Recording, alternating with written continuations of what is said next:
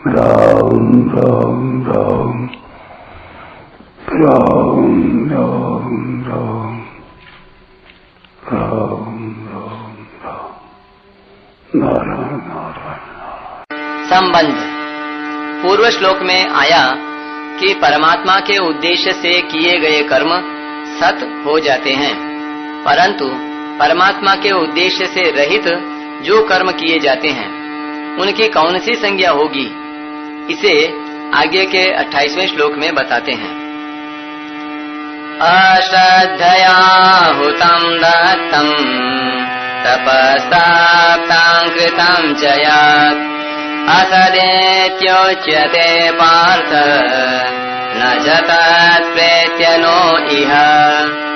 हे पार्थ, अश्रद्धा से किया हुआ हवन, दिया हुआ दान और तपा हुआ तप तथा और भी जो कुछ किया जाए वह सब असत ऐसा कहा जाता है। उसका फल न यहाँ होता है न मरने के बाद ही होता है, अर्थात उसका कहीं भी सत फल नहीं होता। व्याख्या। अश्रद्धया हुतं दत्तं तपस्तप्तं कृतं च यत्। अश्रद्धा पूर्वक यज्ञ दान और तप किया जाए और कृतं च यत् अर्थात जिसकी शास्त्र में आज्ञा आती है ऐसा जो कुछ कर्म अश्रद्धा पूर्वक किया जाए वह सब असत कहा जाता है। यहाँ सहचरिता सहचरितयोर मध्ये सहचरितस्यैव ग्रहणम।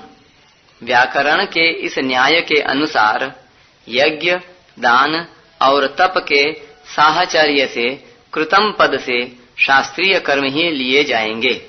अश्रद्धया पद में श्रद्धा के अभाव का वाचक नए समास है, जिसका तात्पर्य है कि आसुर लोग परलोक, पुनर्जन्म, धर्म, ईश्वर आदि में श्रद्धा नहीं रखते।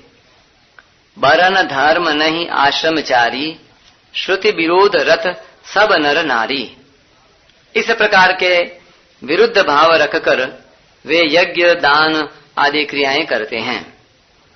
जब वे शास्त्र में श्रद्धा ही नहीं रखते तो फिर वे यज्ञ आदि शास्त्रीय कर्म क्यों करते हैं?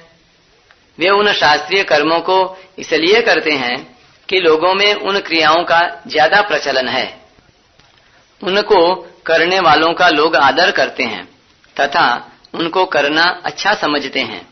इसलिए समाज में अच्छा बनने के लिए और जो लोग यज्ञ आदि शास्त्रीय कर्म करते हैं उनकी श्रेणी में गिने जाने के लिए वे श्रद्धा न होने पर भी शास्त्रीय कर्म कर देते हैं। असदित्युच्यते पार्थ न च तत्प्रेत्य नो इह। अश्रद्धा पूर्वक यज्ञ आदि जो कुछ शास्त्रीय कर्म किया जाए वह सब असत कहा जाता है। उसका न इस लोक में फल होता है और न परलोक में ही फल होता है, अर्थात न जन्म जन्मांतर में ही फल होता है। तात्पर्य यह है कि सकाम भाव से श्रद्धा एवं विधि पूर्वक शास्त्रीय कर्मों को करने पर यहाँ धन वैभव, स्त्री पुत्र आदि की प्राप्ति और मरने के बाद स्वर्ग आदि लोकों की प्राप्ति हो सकती है, और उन्हीं कर्मों को निष्काम भाव से श्रद्धा एवं विधि पूर्वक करने पर अंतःकरण की शुद्धि होकर परमात्मा प्राप्ति हो जाती है। परंतु अश्रद्धा पूर्वक कर्म करने वालों को इनमें से कोई भी फल प्राप्त नहीं होता।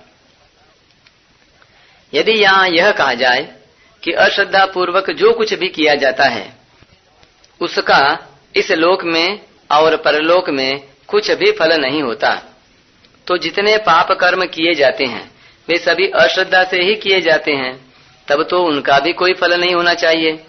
और मनुष्य भोग भोगने तथा संग्रह करने की इच्छा को लेकर अन्याय, अत्याचार, झूठ, कपट, धोखेबाजी आदि जितने भी पाप कर्म करता है उन कर्मों का फल दंड भी नहीं चाहता।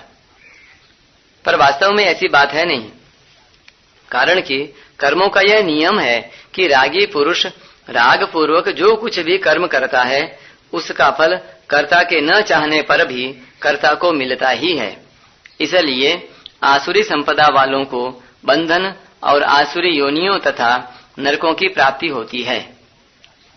छोटे से छोटा और साधारण से साधारण कर्म भी यदि उस परमात्मा के उद्देश्य से ही निष्काम भाव पूर्वक किया जाए तो वह कर्म सत हो जाता है, अर्थात परमात्मा की प्राप्ति कराने वाला हो जाता है।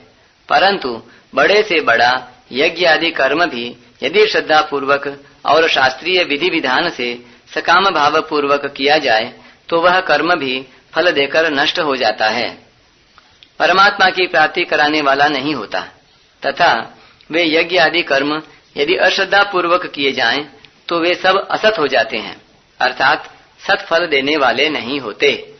तात्पर्य यह है कि परमात्मा की प्राप्ति में क्रिया की प्रधानता नहीं है, प्रत्युत श्रद्धा भाव की ही प्रधानता है। पूर्वोक्त सद्भाव, साधु भाव, प्रशस्त कर्म, सत स्थिति और तदर्थीय कर्म, ये पांचों परमात्मा की प्राप्ति कराने वाले होने से, अर्थात सत परमात्मा के साथ संबंध जोड़ने वाले होने से सत कहे जाते हैं। अश्रद्धा से किए गए कर्म असत क्यों होते हैं? वेदों ने, भगवान ने और शास्त्रों ने कृपा करके मनुष्यों के कल्याण के लिए ही ये शुभ कर्म बताए हैं, पर जो मनुष्य इन तीनों पर अश्रद्धा करके शुभ कर्म करते हैं उनके ये सब कर्म असत हो जाते हैं। इन तीनों पर की हुई अश्रद्धा के कारण उनको नरक आदि दंड मिलने चाहिए, परंतु उनके कर्म शुभ हैं यानी अच्छे हैं, इसलिए उन कर्मों का कोई फल नहीं होता, यही उनके लिए दंड है। मनुष्य को उचित है कि वह यज्ञ, दान, तप, तीर्थ, व्रत आदि शास्त्र विहित कर्मों को श्रद्धा पूर्वक और निष्काम भाव से करे।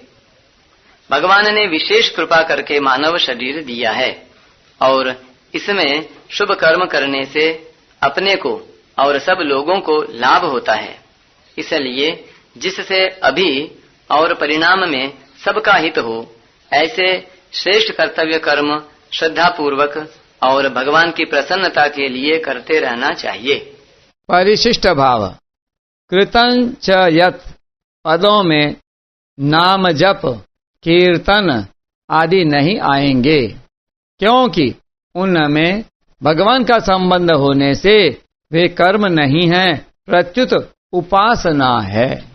ओम तत्सदिति श्रीमद्भगवद्गीतासूपनिषत्सु ब्रह्म विद्यायां योग शास्त्रे श्री कृष्णार्जुन संवादे श्रद्धात्रय विभाग योगो नाम 17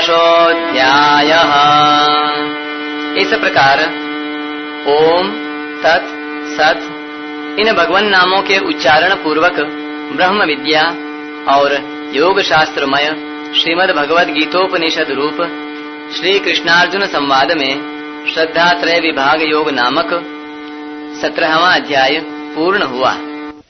इस अध्याय में श्रद्धा के 3 विभाग किए गए हैं, सात्विकी, राजसी और तामसी।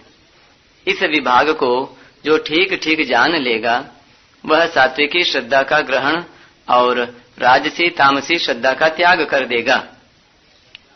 राजसी तामसी श्रद्धा का त्याग करते ही सात्विकी श्रद्धा से भगवान के साथ स्वतः सिद्ध नित्य संबंध का अनुभव हो जाएगा। इसलिए इस अध्याय का नाम श्रद्धात्रय विभाग योग रखा गया है।